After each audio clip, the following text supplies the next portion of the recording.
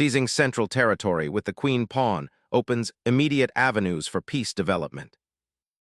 Establishing immediate piece activity, this develops a knight toward the center, eyeing potential central control and preparing for rapid castling. Centralizing pawns immediately asserts dominance and prepares to contest the core of the board. Securing the center's pawn structure elegantly prepares for active piece development and potential queenside expansion. Reinforcing the center and preparing development, white solidifies their presence while eyeing potential pawn advances and piece activity. Initiating central confrontation here aims to challenge white's space and open lines for piece activity. Opens the central c-file for potential pressure while accepting a pawnless center, aiming for swift development and piece activity. Re-establishing central pawn presence with this recapture instantly neutralizes white's aggressive pawn thrust. Reinforcing the central pawn and preparing development, white aims for a solid structure and active piece play. Developing the knight here consolidates central control and prepares for queenside expansion, a sensible follow-up in this queen's gambit declined Slav setup. Developing the bishop to an active square, this move immediately pressures the d6 pawn and prepares for potential castling. Developing the bishop actively, this piece immediately contests the center and eyes potential queenside targets. Solidifying the pawn center, this maneuver prepares for the eventual e4 pawn push and aims to control the important d4 and f4 squares. Solidifying the center and preparing to develop the remaining pieces creates a robust pawn structure. Focusing the bishop on the queenside adds pressure and aims to disrupt black's pawn structure, potentially opening lines for future action. Pinning the knight creates immediate tactical complications, forcing white to defend against potential attacks on the c3 knight and control of the long diagonal. The knight's audacious leap to e5 disrupts black's harmonious piece development and creates immediate tactical possibilities on the kingside. Slinging the queen towards the kingside creates immediate threats and forces white to react, disrupting their developing rhythm. Unbalancing the pawn structure with this capture liberates white's queen and creates long-term weaknesses for black's doubled pawns. Accepting the doubled pawns creates a fractured queenside pawn structure, a significant long-term vulnerability for black's king's safety. Safeguarding the monarch is paramount. Castling allows for increased piece activity and a more secure king. Trading the bishop opens lines for black's pieces, but weakens the pawn structure, a potential long-term concern. Doubling pawns in the center concedes long-term structural weaknesses for immediate influence. Black bravely snatches a pawn, creating imbalanced material but potentially opening up lines towards their king. Unlocking the central dark squares, white aims to exploit the compromised queenside pawn structure and open diagonals for the bishop. Capturing the queen immediately simplifies the position, but opens up the c-file and creates a potentially dangerous pawn majority for white. Recapturing the piece now streamlines white's pawn structure, preparing for a more open middle game where the rook can activate efficiently. Securing the king's safety is paramount now that the queens are off the board. Solidifying the pawn structure around the king, this maneuver aims to prevent further tactical incursions from black's pieces. Prophylactic pawn advances like this one prevent awkward outpost opportunities for the enemy knight. Seizing the opportunity, white opens lines and gains a pawn advantage, forcing black's king into a more exposed position.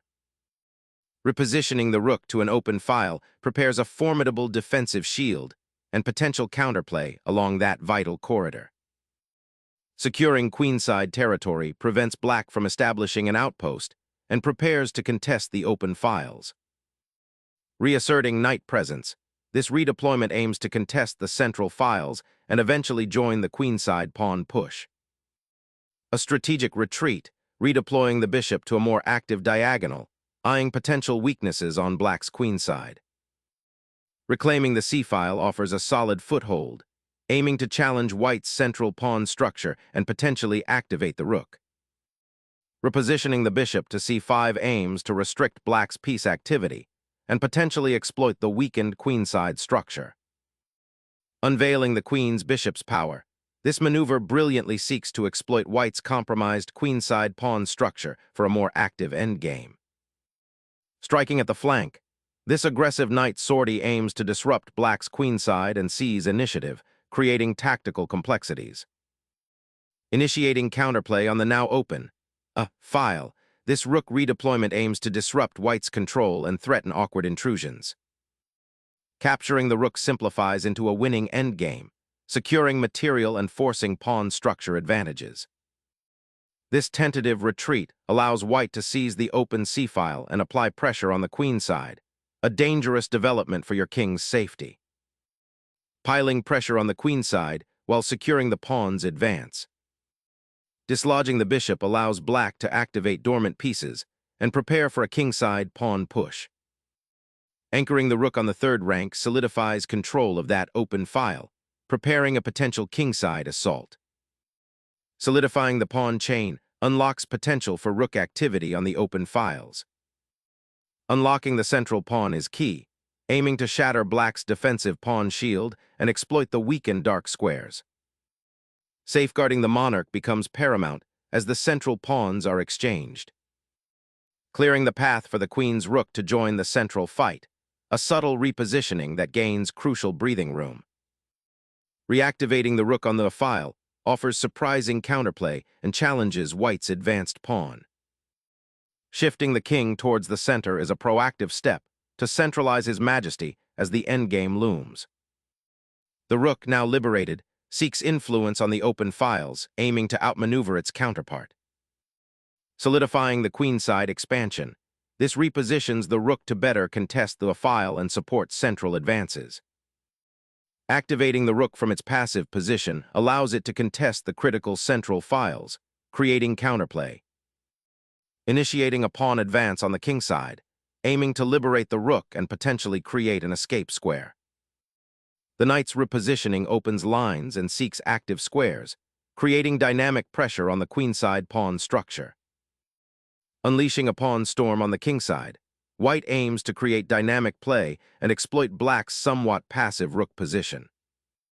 Shifting the rook to the center immediately challenges white's pawns and prepares for a potential breakthrough. Unleashing the kingside pawns aims to pry open lines for the rook, creating attacking potential against black's somewhat exposed monarch.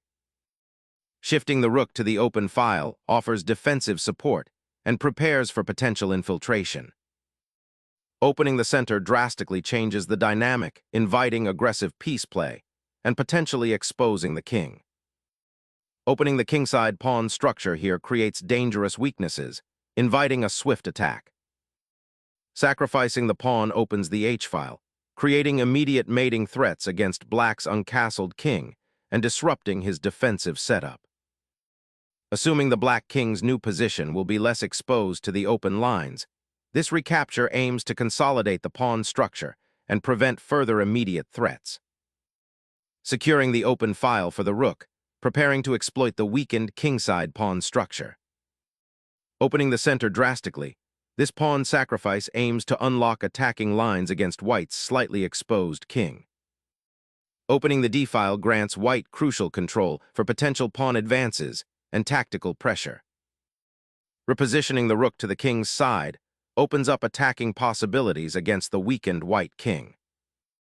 Targeting the vulnerable kingside with a rook lift signals white's intention to exploit black's exposed monarch.